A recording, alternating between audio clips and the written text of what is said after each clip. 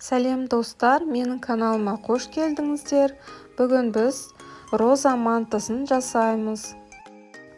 Енді біз жылы суымызды ақырындап құйып аламыз. Оның үстіне бір жұмыртқамызды саламыз. Мен қамыр илегенде судың барлығын құймаймын. Ақырындап аз-аздан құйып отырып илейтін боламын. Сонда біздің қамырымыз тым былжырап кетпейді, өзінің яғни формасын ұстап тұратындай қамыр болады. Енді біз оны жақсылап илеп, тындыруға қойып қоямыз.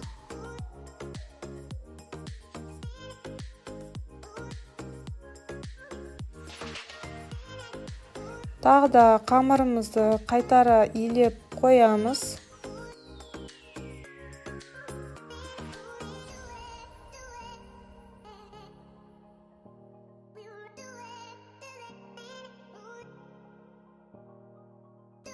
Салмасына 2 пиязды кубиктап турап аламыз.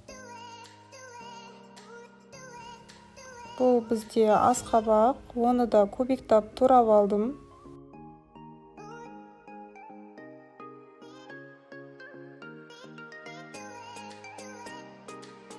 Менде жылқының фаршы, оған жаңағы барлық тураған заттарымызды саламыз.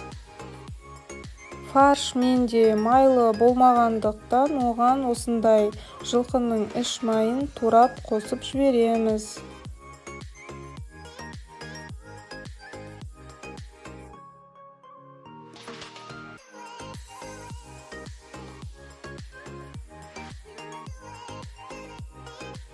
Енді тұз бұрышымызды саламыз. Ең маған ұнайтын бұл жерде зира өте дәмін жақсы келтіреді.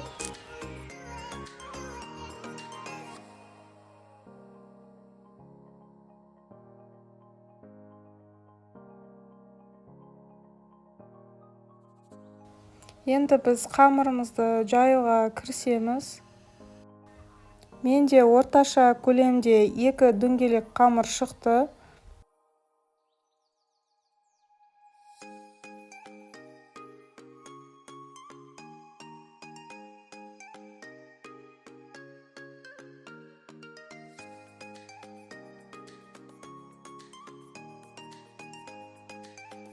Бұл жерде қамырды кескен кезде қатты жіңішке қылмаймыз, өйткені біздің салмамыз шашылып қалуы мүмкін.